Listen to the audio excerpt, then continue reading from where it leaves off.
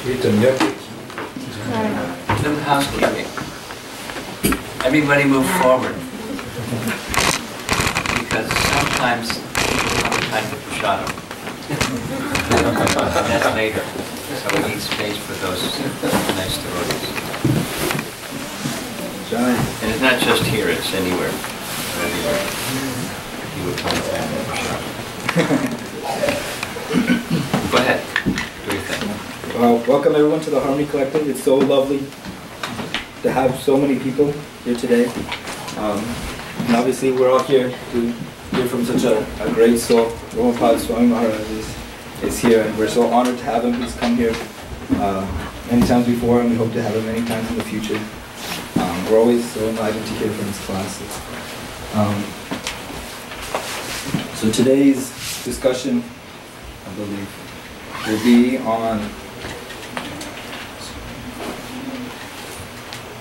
Do you want to give it to the person who came up with the title? Give it to Shubhra and she'll tell you the title and the thought behind it. It was on the role of commitment. Role of commitment on the path of Bhakti.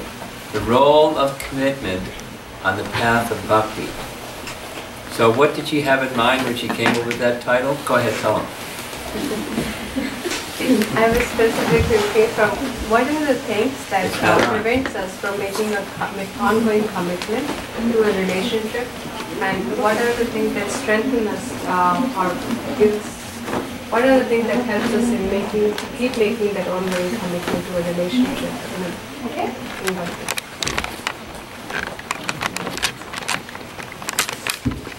Reasonably clear. You said it better when I was in the car. I'll say it back again. I'll say it back again. I'll say it back again.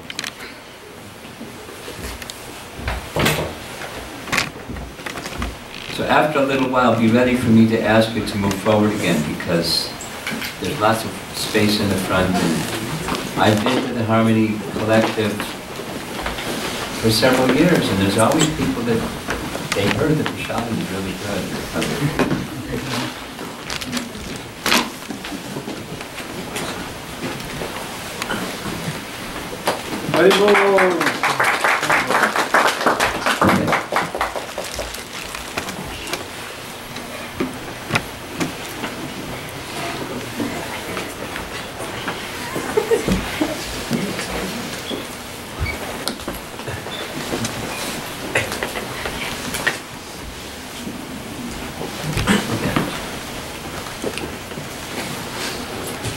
So I'll start with, so that we say it again.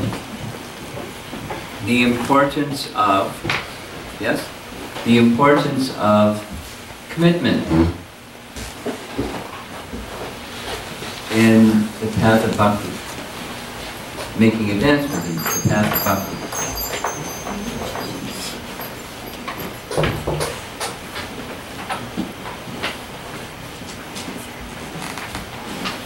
And where the topic of relationship fits in to the topic of making progress on the path of Bhakti, a phrase that I have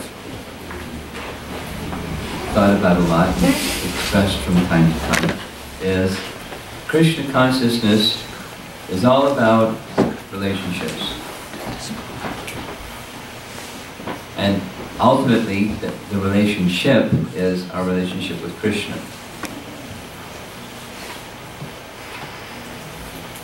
And all the relationships that are Krishna conscious relationships, there's connection with Krishna, a relationship with Krishna.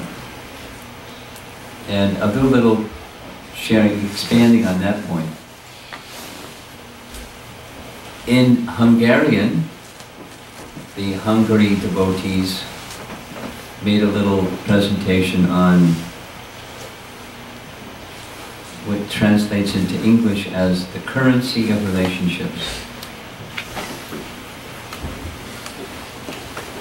Specifically, the word currency was chosen because currency has materialistic connotation. Like money is currency.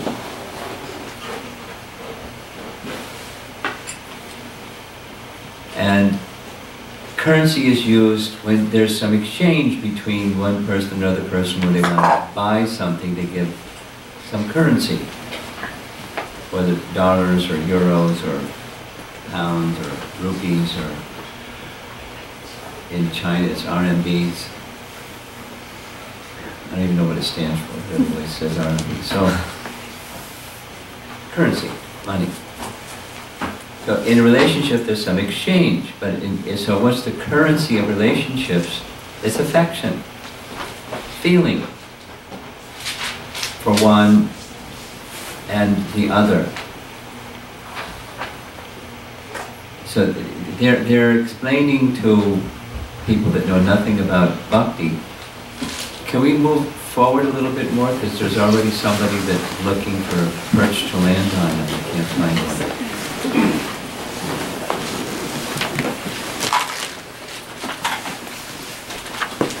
You can move that tripod or sit in front of it or something.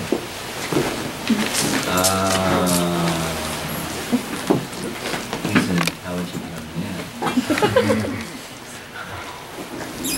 Okay. Thank you all very much. We're friendly here.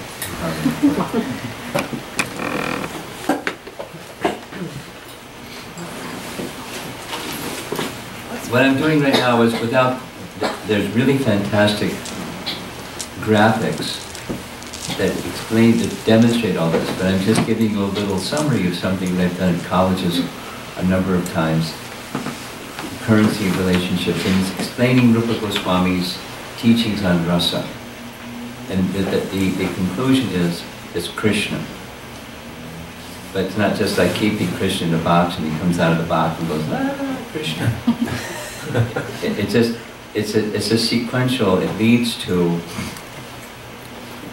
relationships lead to relationship with Krishna. Genuine relationships, meaningful relationships lead to a relationship with Krishna.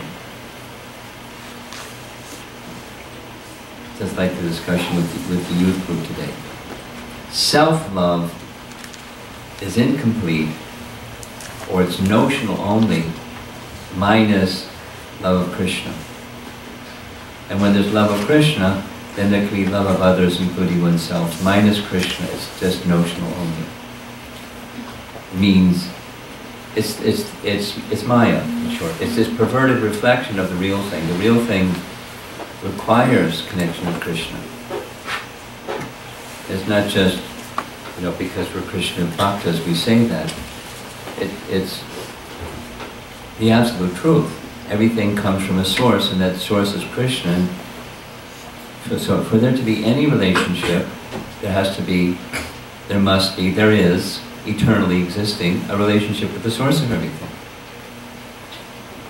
Everything that exists has a source.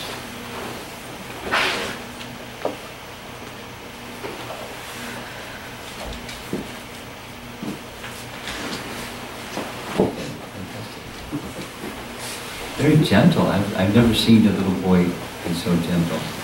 That was really complimented me. It was very gentle. Gentlemanly.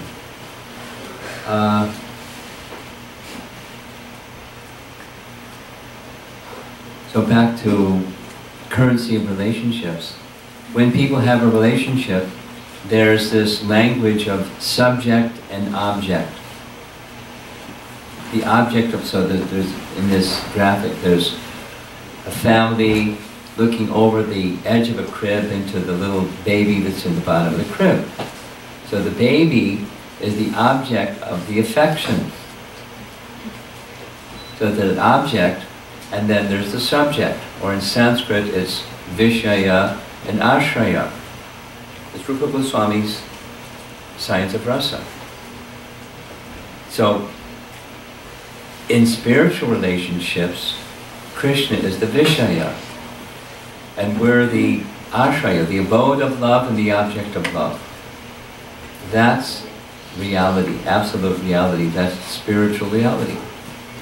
And for us to have relationships with others, so there's these different kinds of relationships, servitorship, friendship in this world, people that aren't Krishna Bhaktas, servitorship, friendship, parental affection, conjugal affection. So we have different relationships in those categories. But to make it real, a real relationship, you have to know the other person. We'll say negatively. Supposing person A doesn't understand person B, and they have a relationship. They call it friendship. Well, what was the relationship? It was dysfunctional. And it ends up where they have a relationship and it breaks because person A didn't understand person B didn't understand person A. They had their expectations of what the other person is supposed to be or what the other person's needs are and trying to fill the other person's needs who they don't understand. It's a dysfunctional relationship at best. And generally it breaks after some time. So to have a relationship that's sustainable, then you need to know the other person, you need to know yourself. That's the spiritual conception platform. Because that's who we really are and who the other person really is. Now there's a package, the self, who we really are, is within a body and a mind. A gross body and a subtle body. So the other myself, I'm not the mind. I have one. It's my mind and my body. And my body has needs and my mind has needs and emotions and so, but that's not me. So if I'm going to have some acceptance of who I am, I need to accept who I am in all these areas, but the deeper sense is who I really am. And who I really am is animating and energizing the other parts of this holistic picture of who I am, but ultimately who I am is this spiritual spark, because when the temporary thing is kaput, that spiritual spark remains. It's who I really am. And the whole of Vedas, we'll say, keep it smaller, the whole of Bhagavad Gita is self-realization, to learn who we really are. And that includes understanding who we're not. We may engage with who we're not, the mind and the body, and use that in some way to spiritualize it, the body and the mind and the intelligence of Krishna service. But it's just utilizing something that's of the temporary nature to connect with the eternal. That's a spiritual conception of then a relationship with another person. You need to understand the other person's needs, interests and concerns, and ultimately who they really are. The whole package of the other person. If I'm going to have a relationship, a meaningful relationship, I can't just impose my expectations upon other people. You should be like this. It's not realistic. That's not a relationship. You accept the other person for who they are, and you help them grow, from depending upon the nature of the relationship. But you can't help people grow unless you've grown. So it takes receiving before you can give. And then you can have a relationship. But ultimately, so that this presentation from Hungary, that's now translated into English, says it's incomplete without a missing piece of the puzzle. And the missing piece of the puzzle is who I am, the holistic picture of who I am, the other person is. It's not just an entity floating on its own. That entities are connected to the source. So a complete relationship is connected to the source of who I am and who they are, and that's our relationship. That's a complete relationship. So Krishna consciousness is all about relationships, circling back to it. And the essence of all those relationships is a relationship with Krishna. And to connect with Krishna enhances and permits and qualifies us to connect with who others really are, the more we're clear in the first category, makes it more clear in the second category, including even the coverings. In a, in the light of knowledge, picture of the other person and myself. My mind, the good parts and the not so good parts. The conditioned stuff that comes and goes, and, rules for some time and then sits down and gets quiet again, get rules up, stands up and becomes noisy again.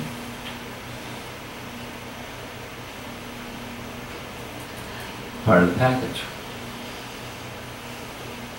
Not who we are, that's part of the package. And so we have to know who we are and accept who we are and continue to grow. And know the other person. One of the little sayings that I got from Bhakti Swami's residential quarters at the Institute House in Ypsilanti is something. A friend is one who knows who you are, they accept who you are and where you've been, and they gently encourage you to grow. There's more parts to it, but knowing, accepting, not judging, just encouraging the other person, a friend, to grow, to go whatever the next step is, the next doable step. Now that doesn't spell out and their real identity is spirit soul, but that modality is part of how spiritual relationships and commitments to spiritual relationships are really wholesome and help one reach the goal. It's important to have devotee friends for spiritual growth. So now, the thought behind this is the necessity for commitment to move on the path of bhakti. So the path of bhakti takes us to Krishna, that's the relationship with Krishna. And then our path to bhakti isn't solo. We're social beings, and one of our needs is to love and to be loved. It's a need. And some people have different ways of handling that, but it's a need. You can try to stab it to death, or you can go live in a cave, or you can, but it's a need for social beings. But therefore, relationships to others, so, and what are the obstacles to commitment to a relationship? And what are the enhancements to commitment to relationship?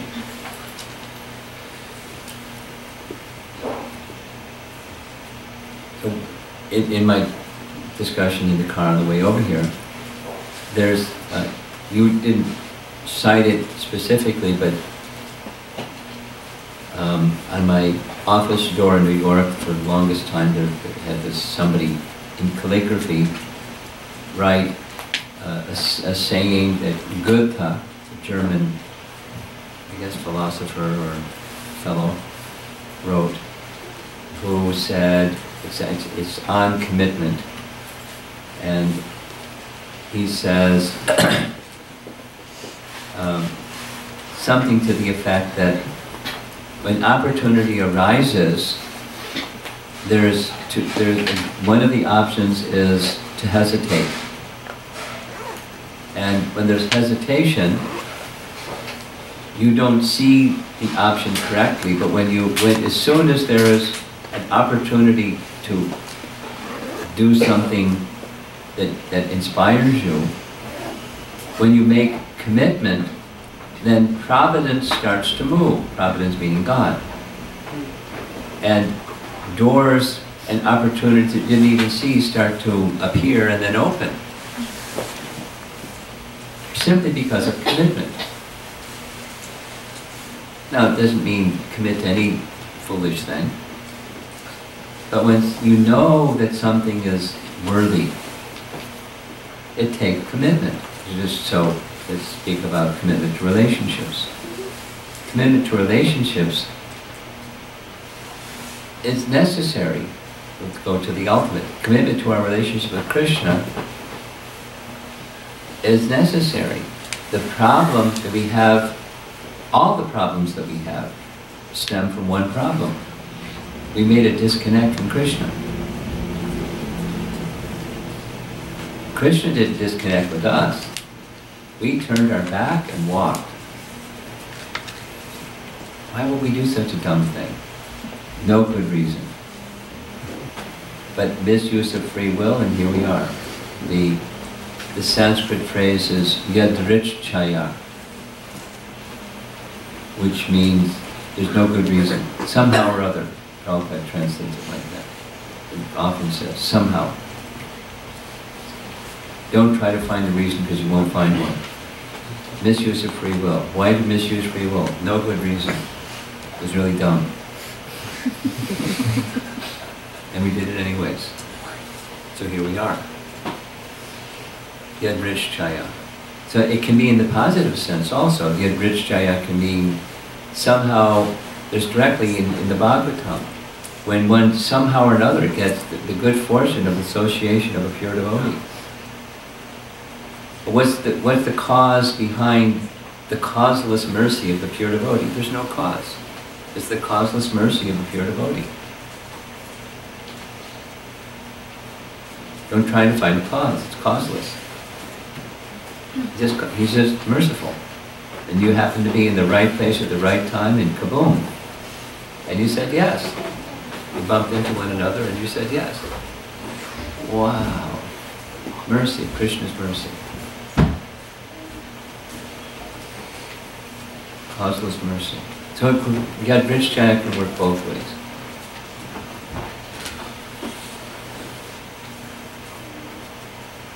Here we are. And we abandoned our relationship with Krishna.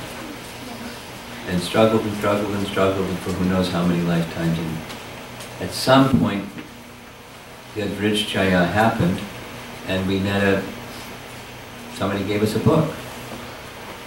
Or we heard kirtan, or something. Some association of devotees in some form or another. And I never heard Dravita's story before.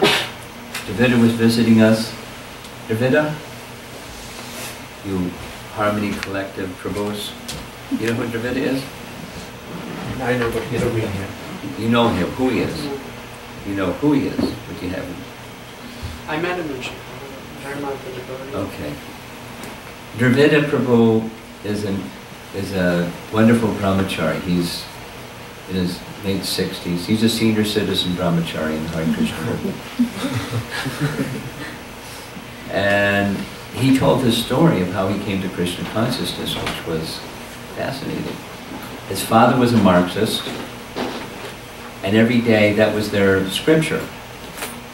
They read, Marx's Communist Manifesto. He got trained up in communism. And God is the opiate of the people. Stay away from God. And he bought it. It was in his system. He took little doses of poison, and he became poisoned. That's how he saw the world. Then some things happened, and he became an anti-war person. And then he said, then Nixon was elected president. And I thought, it's over. The war is going to keep going on. And he became crushed. The hopes of Marxism prevailing got crushed because Nixon became the president. Then he got lost and went to college and took yoga classes at Amala Bhakta, now Swami's yoga ashram in Manhattan. Krishna, Yadrichchaya. And then somewhere along the way he heard the mantra, just yoga, hadn't read Prabhupada's books or anything, became attracted to meditation, yoga, and then mantra meditation, and just on his own was chanting Hare Krishna mantra. Not from a Hare Krishna devotee, he's just chanting Hare Krishna. And then he got a book. And we were like, wow, he's really good. So he started reading more books, and slowly, his heart softened. Then he came to visit the temple, and he heard Prabhupada was coming in 2 weeks, and so he stuck around and became a devotee. But Hari's story is fantastic too. You've heard it? Oh, it's really fantastic. So, Yadrishchaya.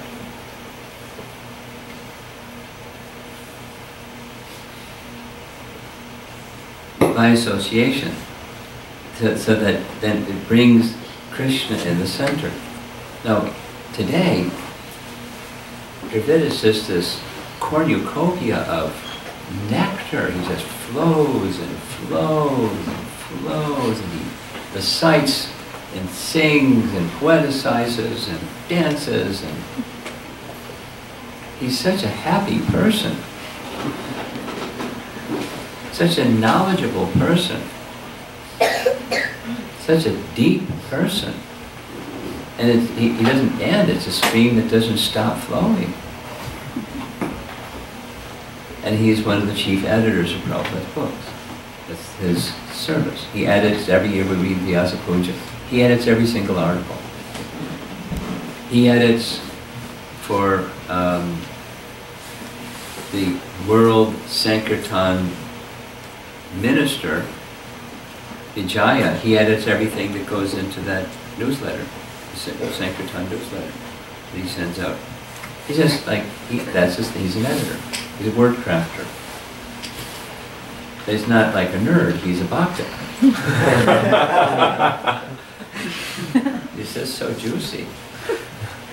But before he was a Marxist. And God is the opiate of the people. So it's inside, it just needs to be brought out through association. And so now, back to commitment. The commitment to the path of bhakti is the commitment to our relationship with Krishna. And we have commitments and relationships with others. It's fully dependent upon our commitment to our relationship with Krishna. Because without commitment to a relationship with Krishna, we're not going to have a spiritual conception of who we are, or of relationships, or of who the other person is. We'll have, a quasi, at best, conception, or a dysfunctional relationship. So how to have a functional relationship? We'll have to understand the other person in this holistic picture of who they are, resting upon who they really are, aside from the present covering, because the present covering will change. Not may. It is changing, and it will continue to change, and those changes we have to accept. But then there's the deeper picture of the person.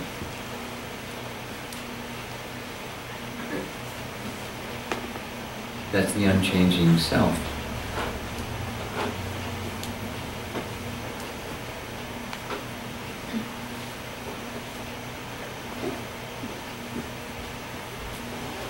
The obstacles that we have in commitment to relationships is our own contamination. It's not over there, it's over here. The over here part is, I have expectations in relationships. And the relationship is resting upon those expectations. And if the expectations shift, either from my side or their side, and my expectations aren't met, I don't know if I'm committed to this relationship anymore, because I was expecting, and now it's not meeting my expectations.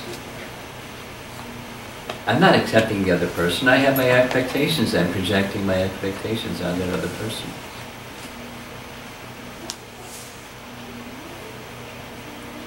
It's our own stuff that's the obstacle. So how do you have a relationship if you don't have any expectations? That sounds weird. We expect to love and be loved, right? I mean, that's a need. It's a fundamental need. But then what's love? Well, you know, you satisfy my need, that then we love one another.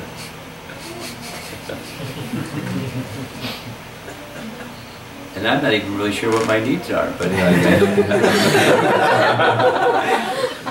and you're not sure what my needs are, but I'm sure that you have to meet my needs. And that's love in this world. It's not love. It's something else. That's the obstacle, the commitment to relationships. It's the impurities within ourselves.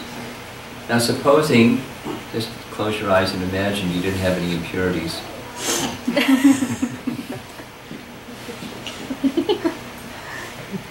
I'm trying.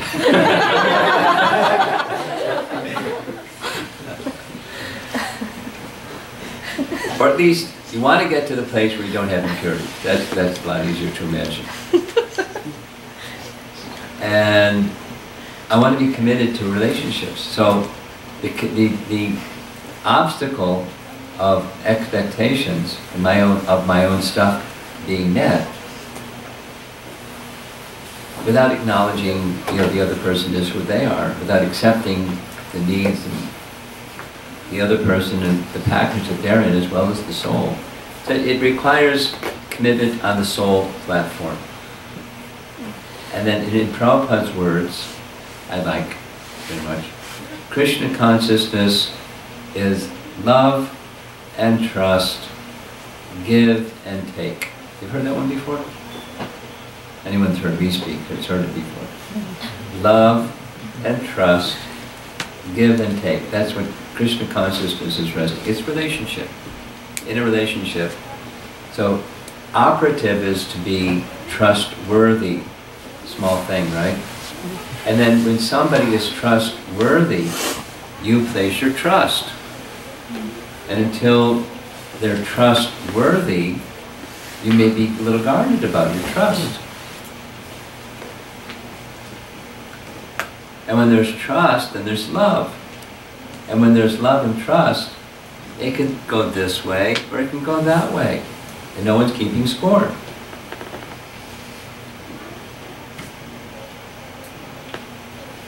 Like in a community, you know, the Harmony Collective. You have different people from different backgrounds and you're gathering together and,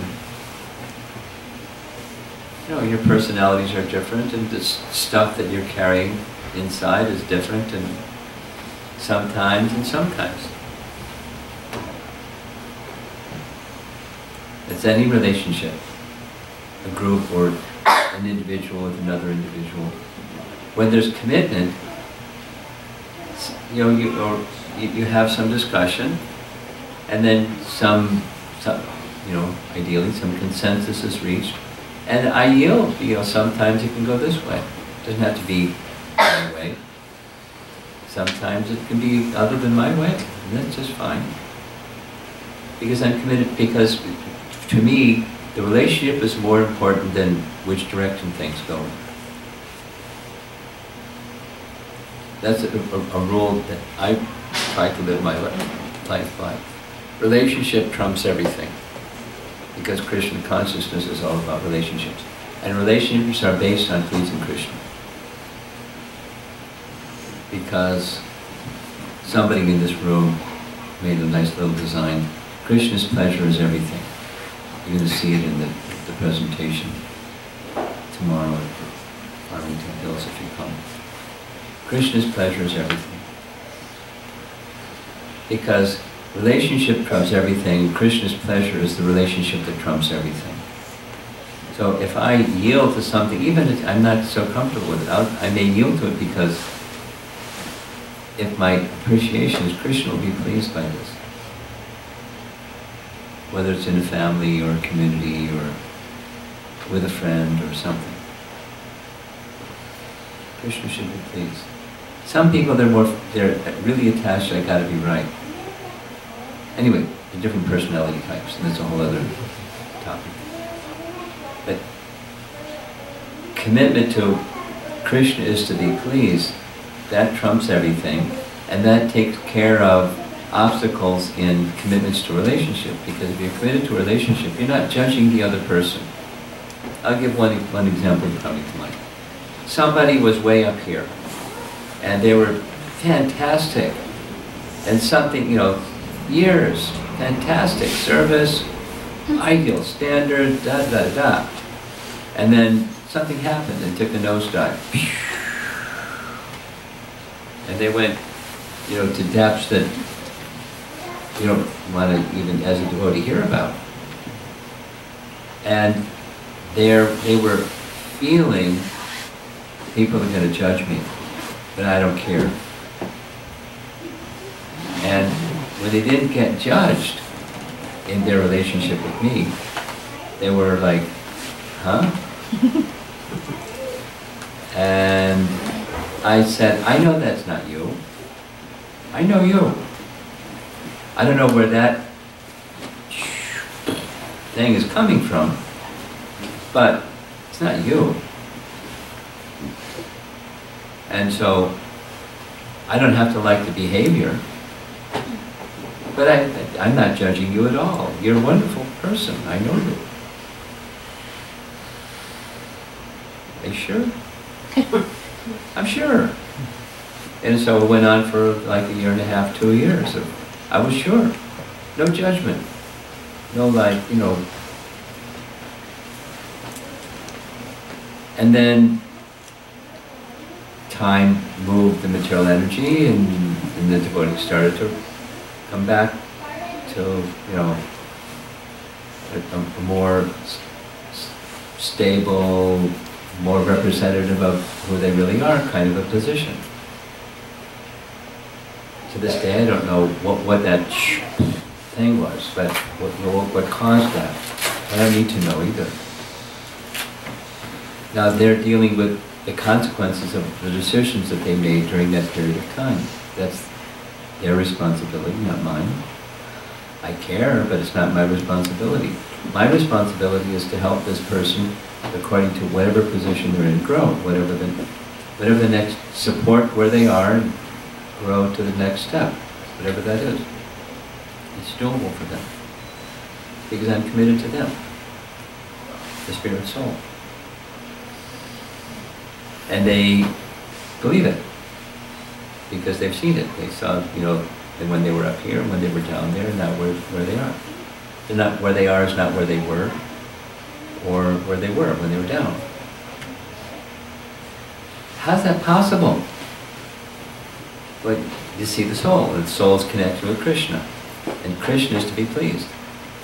Now when they were down, it wasn't Krishna was pleased, but it wouldn't it all have helped that person if they felt, or what to speak of, heard, you're being judged. It's all about your behaviors, and your behaviors are unacceptable, and so, trash on you. No. Behavior, I was very clear. I'm not speaking about the behaviors, but I don't mind saying, I'm not delighted about the behaviors at all. I just know that's not you. So no conversation about it.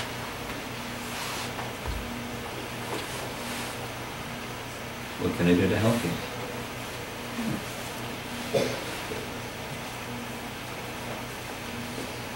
And the sooner you can come to acknowledging who you really are, that's great. Until then, how can I help you?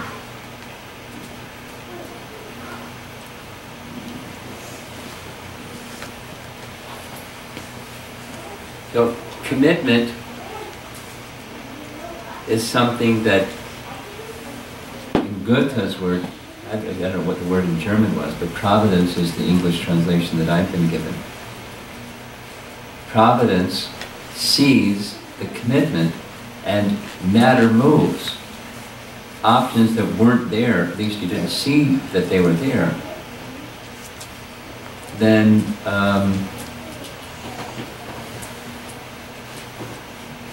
doors open. Here's a nice example. That I believe you're at Harmony Collective, you've been engaged in book distribution marathon, yes? A little bit? More than a little bit? Some. So did you have some Harmony Collective goal for the marathon? Nothing this year. Nothing this year. Okay. Let me speak a little bit about commitments to goals. This is, now I could put on my Vaisheshika hat. Or his representative. Goals are powerful, and it's true. As soon as you set a goal and you mean it, something happens. One of the things that happens is the intelligence starts to become activated. Options that you didn't have any hint of an idea about suddenly appear. Because you made a goal. You're committed to the goal.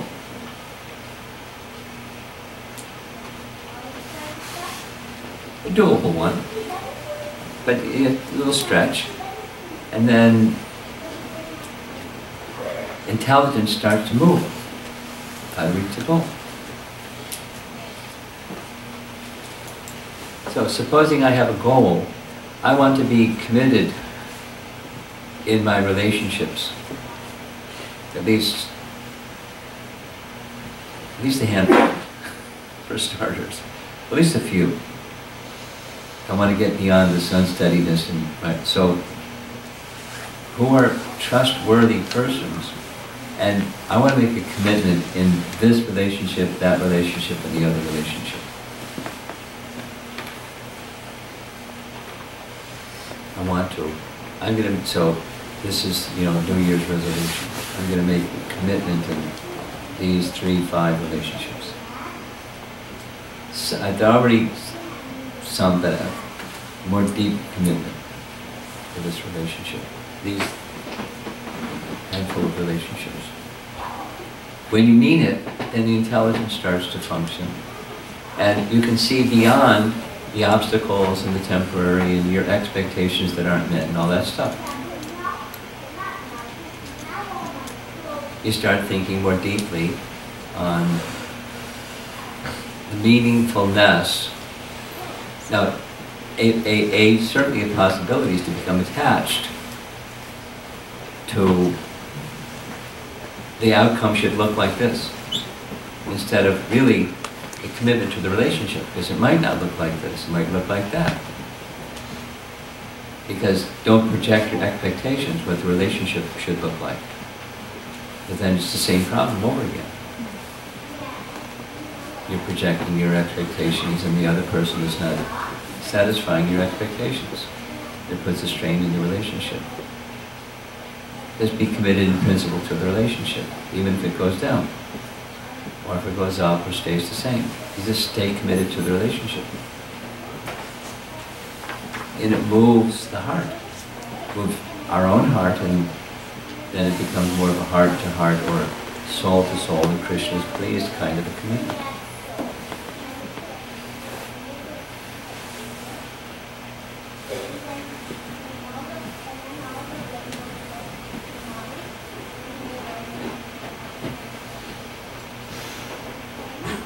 And it's just a wrap-up is, it's all about our relationship with Krishna.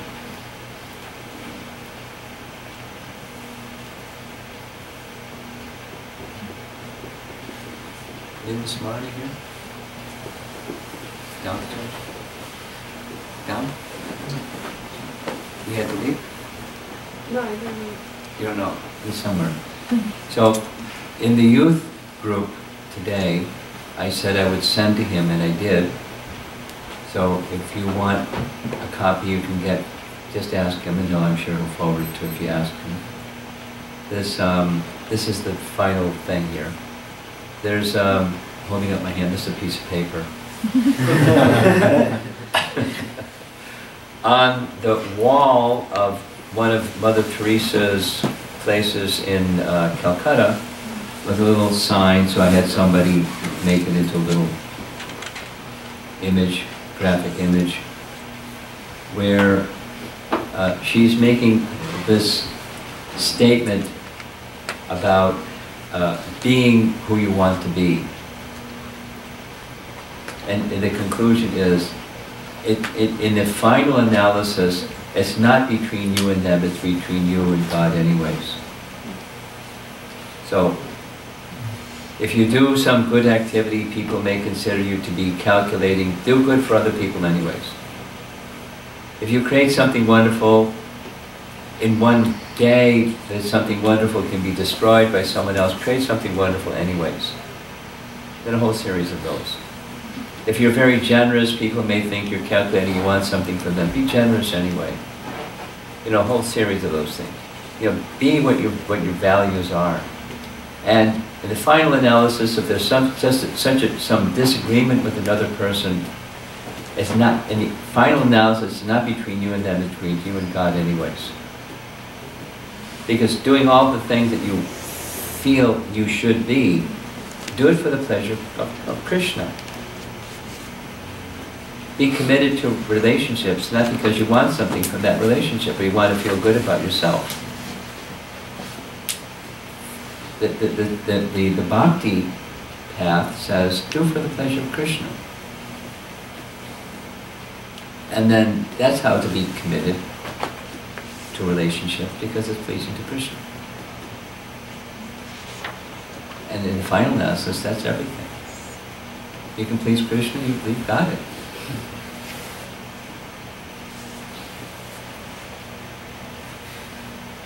You're not committed to pleasing Krishna, then you're struggling endlessly.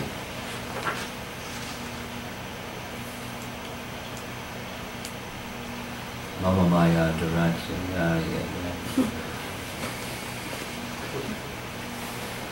Mama Gaya Pajante, Maya Metanta, easily crossed beyond it. Commitment to relationship with Krishna. Commitment to the path of Bhakti. Because it's going to take you there. It's going to take you to love for Krishna, if done properly. It may take a while, because we've got a lot of stuff to deal with. But it'll take you there. Guided by teachings of our founder Acharya and the disciplic succession representing Lord Chaitanya and Krishna. Any discussion? Yes? Thank you, Maharaj. It's not on. These are engineers, they know how to turn the microphone.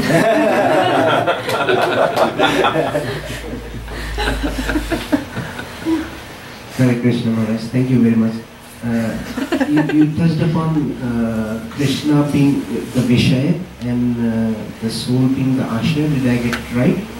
Krishna is the object, or Vishaya, and one who loves Krishna is the Ashraya, the abode of love. The object of love and the abode of love. Vishaya, Ashraya.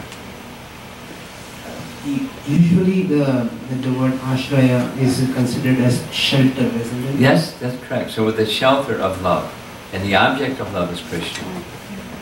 A word has its meaning according to the content or its usage. Krishna is the shelter of all shelters. That's another Sanskrit phrase. Okay?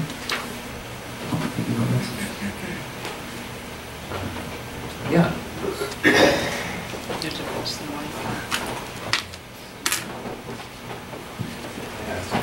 It's the Harmony Collective program here. Yes. Speak into the mic, that's what it's for.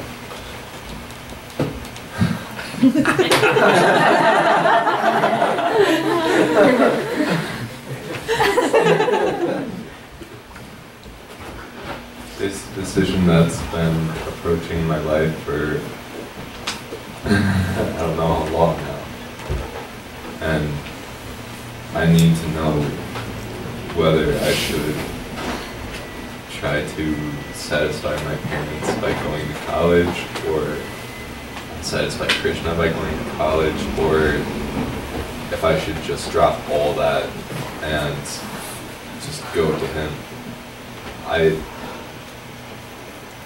Well, maybe it's a false dilemma. Maybe going to him could be any one of the above. What does Krishna want?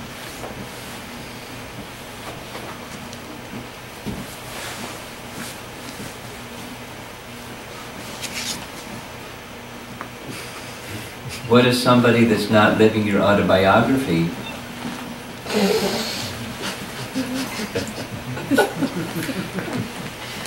You're crying or laughing?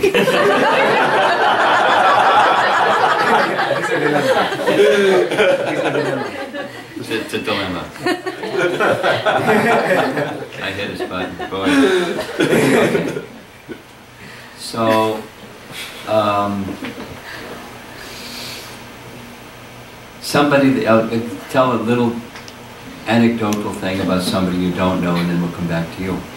Somebody you don't know is being homeschooled, and they love it. And the goddess of fortune of homeschooling, her name is Arudha Mataji. You've heard her name before? So that's okay. She has two sons who she homeschooled, and when they were 14 or 15, they got full scholarships at Oxford University, and they're now professors. They're like luminaries. But it wasn't just, you know, the genes of her family. She's helped a number of families in supporting homeschooling, etc., etc., etc. She's great. So there's this family currently where there's a teenager who has been homeschooled, and one of the family members is in anxiety. They're just, you know, chanting 64 rounds that it can cite 3 cantos of the Bhagavatam, but you have to be ready for a career in their adult life. Like, so that, you know, there's no academics of the worldly sense in their homeschooling program.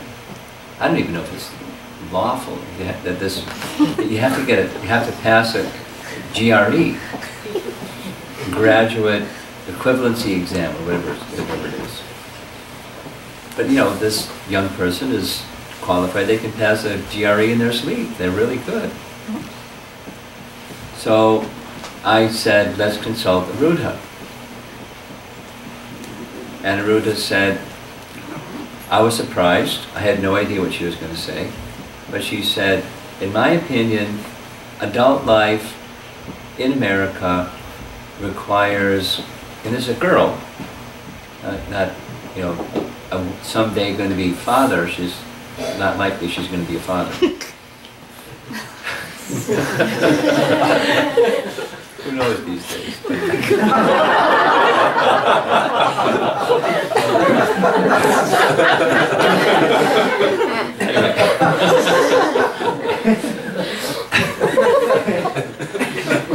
But you know, adult life in America today really requires a college education, and so here's a suggestion to like sprinkle in some academics and prepare this young girl so she can have a college degree, and maybe she can finish her college degree in, you know, a fraction of the time that college degrees normally take, and here's a way to do it. But having a college degree is helpful.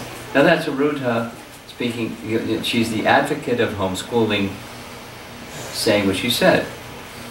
Now there's other people that will say, you know, garbage, you don't have to have a college education. Jayadvaita Swami doesn't have a college education. He didn't even finish high school. Hey, Mom, Dad. Satyaraj, you know his name? Satyaraj? The rest of you know. Satyaraj. No, I don't think he doesn't know. Okay. Satyaraj didn't complete high school education. And a few years ago, he was requested, he was commissioned to write a high school textbook on Hinduism. He doesn't have a high school education.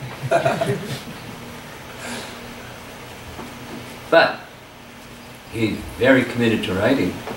He's one of the most prolific writers, left, right, and sideways. In his sleep he writes. What to speak of when he's awake. Like Dravida is quoting slokas. He just like, imagine in Dravida's dreams he's quoting slokas. Playing his tambura and singing slokas. Lovely devotee. So, some persons would say not necessary. But, you know, what does Krishna want? And, you know, look beyond your immediate situation and what's that going to look like? Well, you don't know because you're young. How old are you? 20. 20. So, imagine you're 30. And is it going to be important when you're 30 that you have had a college education? Not necessarily that you got a little paper that says you got a college education, but the discipline that goes with having a college education. And the refining of intellectual skills. That I don't remember what I studied in organic chemistry, forget it, but there's some skills that I developed from taking organic chemistry that I'm using in my Krishna conscious life today.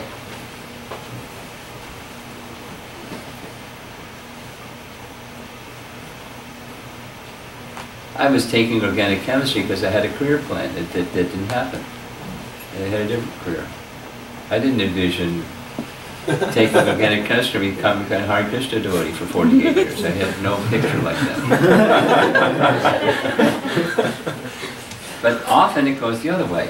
You know, you're this young, enthusiastic young man, and at some point in time, maybe I should get married, and what am I going to do to support myself and family life? So, you know, you can do without it or do with it. Depends. Huh? Okay, well, it's easy to say that, and there's another thing to do that. Especially when you have responsibilities for another person in your life.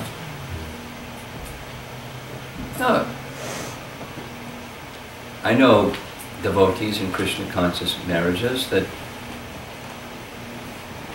you know, there's nice examples, but they're really Krishna conscious people.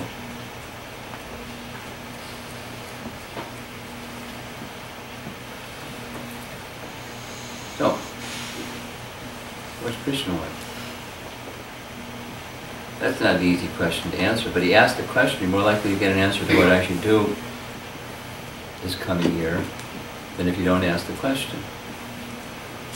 What does my life look like beyond 20?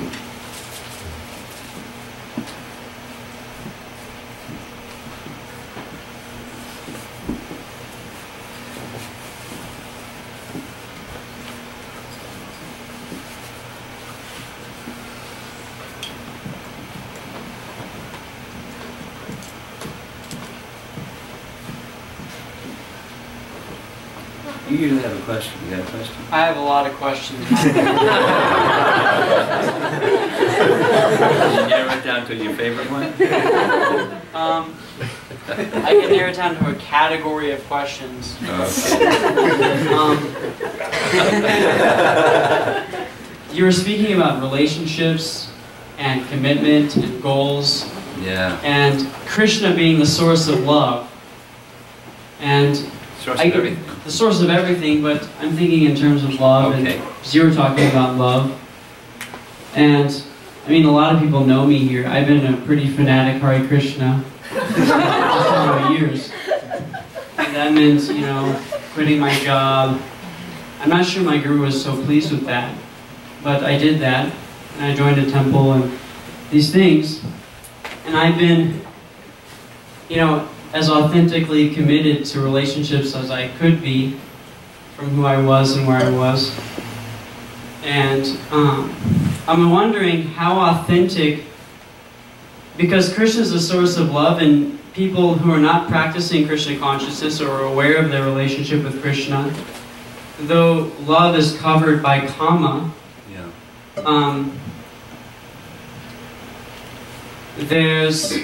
I'm wondering how authentic one can be in those relationships by virtue of their relationship with Krishna, and how authentic those relationships can be, and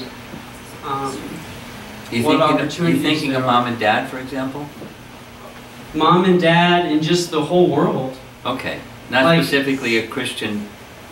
No, and just people in general who have the same desires for love that we have, but they don't know Krishna. Yeah. Nonetheless, in their heart, they're feeling something. Yeah. And they're calling it love. Yeah. And or not. And they're committed to those relationships for a long time. Yeah. Till death do us part. Yeah, some of them. Some of them. I see them regularly in the airport, you know, that these hobbling along couple, married for 56 years.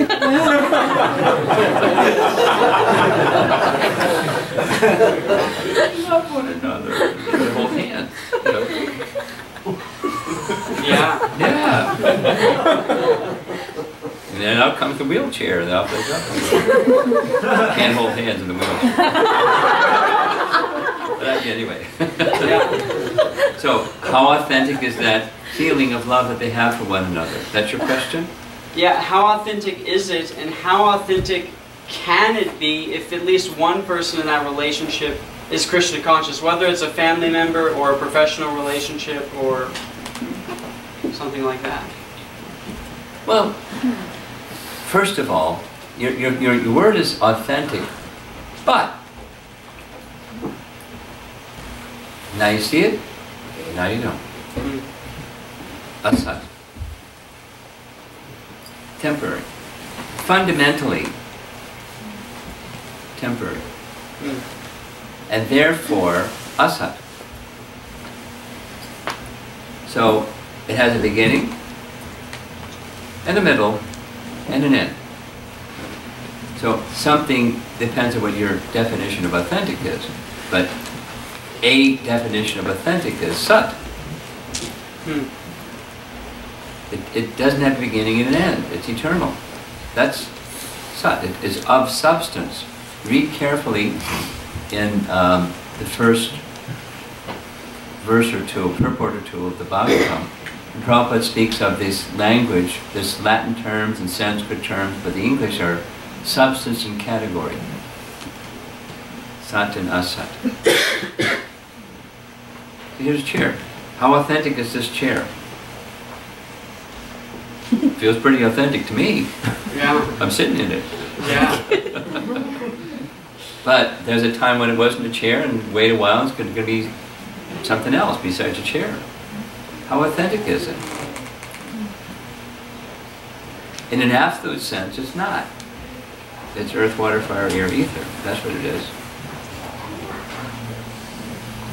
In different combination, and wait a while, and it's another combination. So it's authentic in one sense, but in an absolute sense not, because it's asat. So those relationships and the feelings of love are similarly temporary. The object is gone, and the feeling may intensify due to attachment, and then it's gone. It may stick in the mind even for another lifetime or some period of time. But even the material mind is asat. So it's not authentic in the absolute sense. So we're accepting asat as sat, or authentic. What do you mean? I love my wife, or I love my dog, or I love my friend, or I love my professional colleague. They're etc. It's authentic. It's a feeling. And feelings, we know, they're like the wind. It comes and it goes. Feelings come and they go. So is there such a thing as a feeling that doesn't come and go? Feeling of attachment to the eternal. Now there's variegatedness in that realm of attachment to the eternal, but attachment to the eternal is the substantive authenticity. So, does that answer your question? I have more questions. Oh. One more.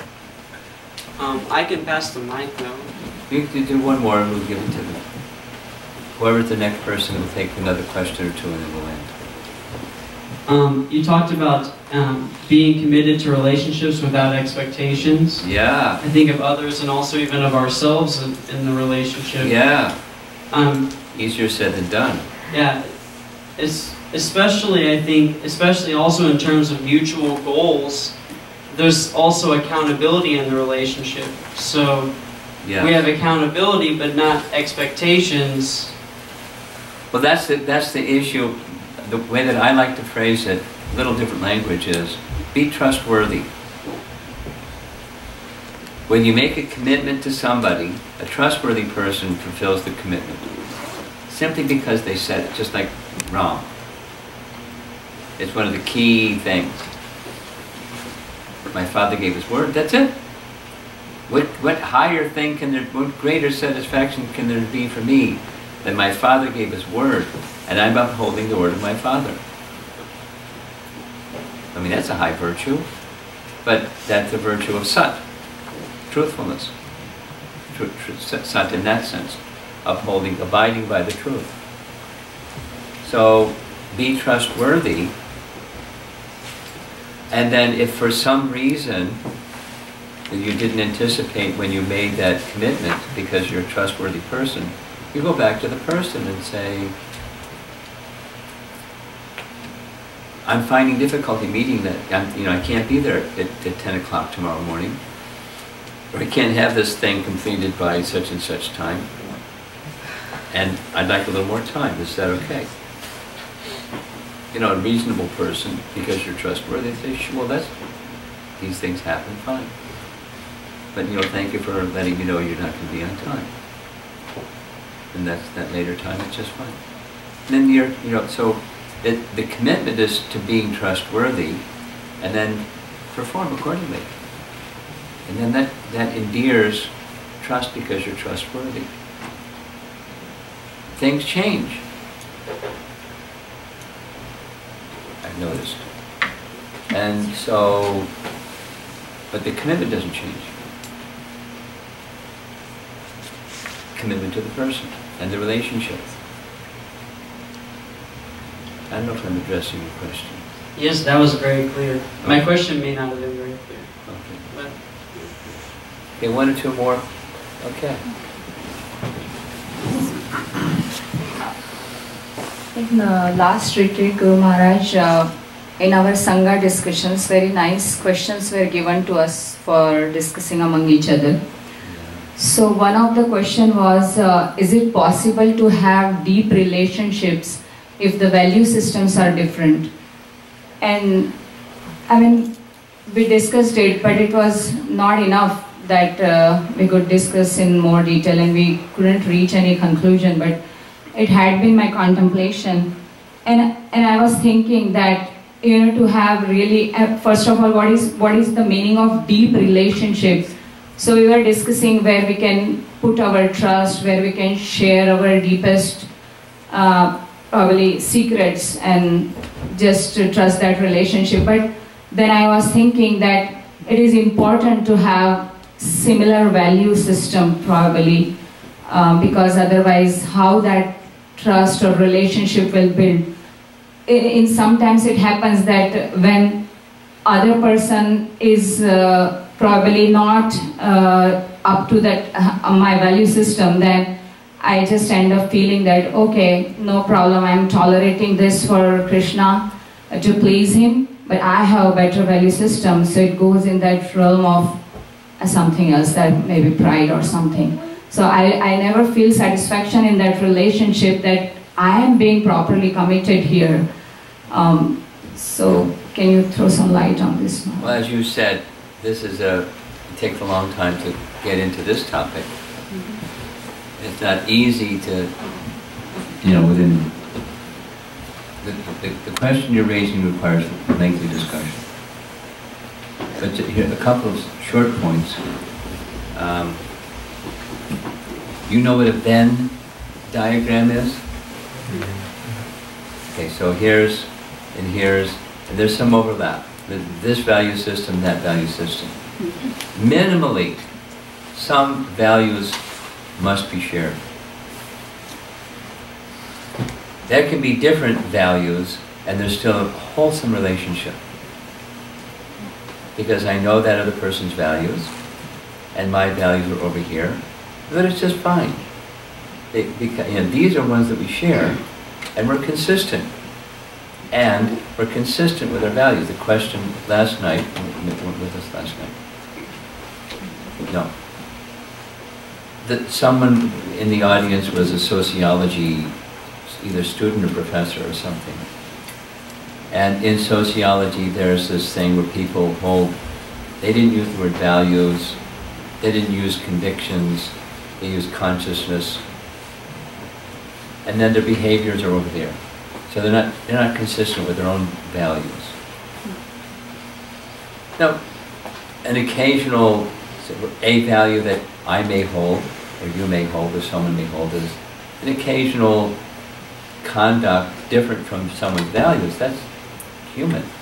But if there's consistent, their values over here and their behavior is over there, this person needs a little help connecting. So I don't have to like judge them or dismiss them, but I may place less emphasis on that relationship, at least in terms of, the closeness that I get to this person, because they're quite unpredictable, or they're predictably unpredictable. They could go any direction because there's some disconnect. So it's a big topic, but some overlapping of values and some acceptance of different values in any relationship, in a family or amongst friends or in a community or whatever the circle is. Commonly, I would say there's not a one-to-one match in values. Our personalities are different. It doesn't have to be identical match. It would be very rare if it was. Some overlap.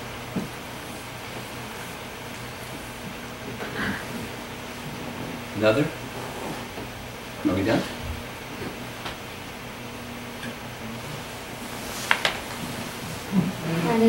This is on the topic of commitments. Yeah. So I'm trying to understand the place where there's a commitment to a relationship and kind of boiling it down to the level of the nitty-gritties of what I want to do in terms of concrete ideas and... concrete ideas means goals? Yeah, concrete goals. And like you were mentioning... In the relationship. In the relationship. And like you were mentioning, sometimes we get, stuck in those places of, concrete goals and execution of those concrete goals. And from our side. From our side, because of whatever, reason. Some trying to understand how to still come back to those concrete goals. That's easy. Doing it is another thing, but it's easy. Just hit the reset button.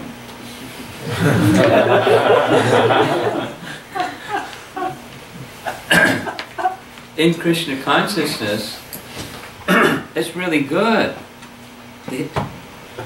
By circumstance or by choice, hit the reset button. Like, go way back to, why am I a devotee? Not like with a tone, but why am I a devotee? What's my goal? Why am I doing this? Now, when I started, my idea of why I'm doing this was quite different than today. My idea was, it makes sense to me, let me check it out. I just dive in a little bit, swim around a little bit, see what it's like. I don't know, but it makes sense, so I'm going to want to explore it some more. If you know something that's better, let me know. But right now I'm doing this because I want to explore it. Anyway, etc., etc., etc. The refining of our sense of goal is good. It can be painful. You can feel like, whoa. But it's good.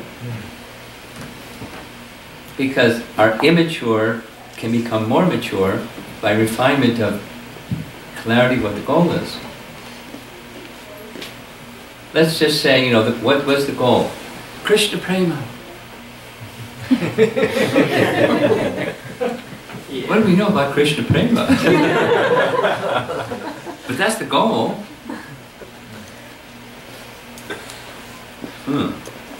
So, I think I need some intermediate goals, Prabhu. So, even those intermediate goals, do a refresh on those. And then some evaluation, how am I doing? And if you don't do that, you're not likely to reach your goal.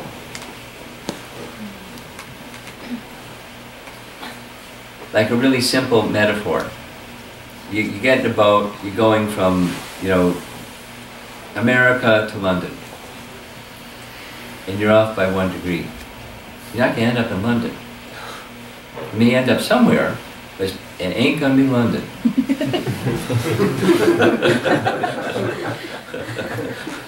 So you got to do some recalibration as you're going along, as you're on the path. Are you sure you want to go to London? Are you sure you're on the path that's going to get you to London? So you do some recalibration regularly. What the goal is and how you're doing. And you find obstacles. I really didn't know that I was heading west when I was meant to be heading east. Anyway.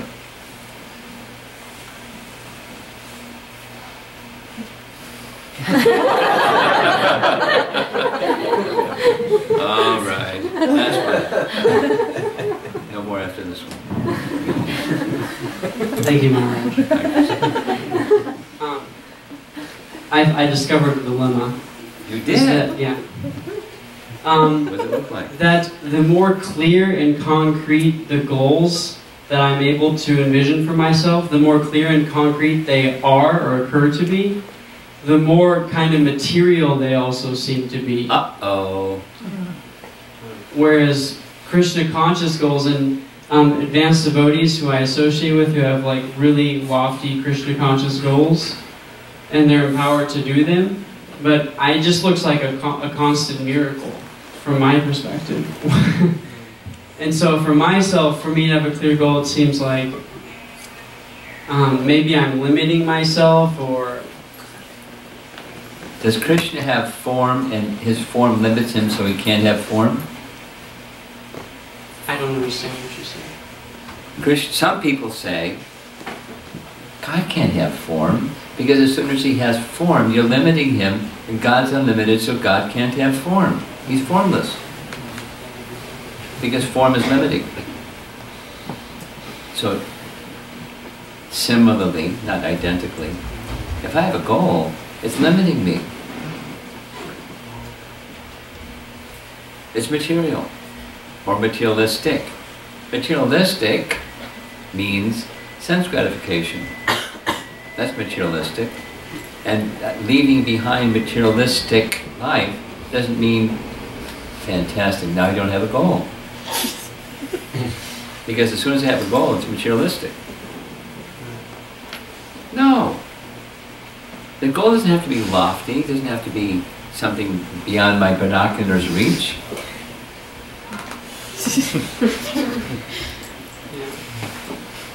It can be, I want to be respectful. There's a goal. Or that's just a quality. But, you know, I want to be humble. Oh, let me pick another one. But it's, you know, that's fundamental for reaching the goal. We're going to hear tomorrow. I want to be able to connect with the name as a person. The name Krishna. Is that materialistic? Is it limiting? It's... Is it a goal? Yes. Okay. You don't like that one? I love that goal. But...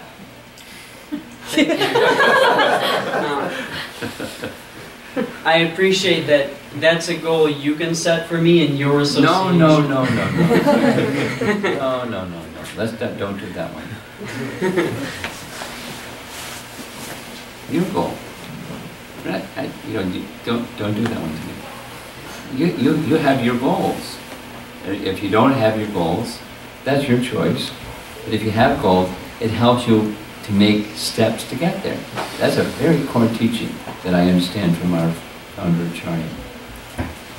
When you have a clear sense of goal, it's very easy to take steps to get there. Conversely, if you don't have a clear sense of goal, it's very difficult to get there. And goal doesn't mean limiting. Goal means goal.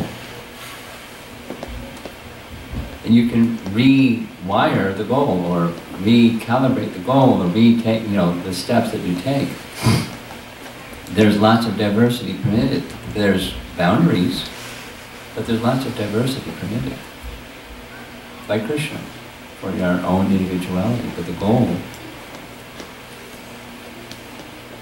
you pick, identify something that moves your being and strive towards that and continue.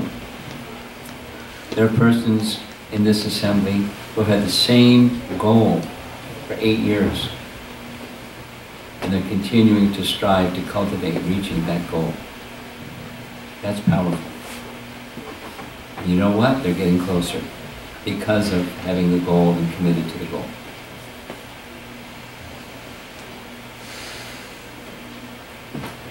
Srila Prabhupada ki Jai.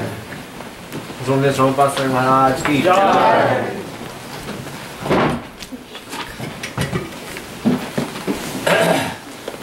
Look at this. Thank you, Maharaj, for such a wonderful class. You read my mind. We have some very wonderful sweets made with a lot of love by Bhakti Ramata.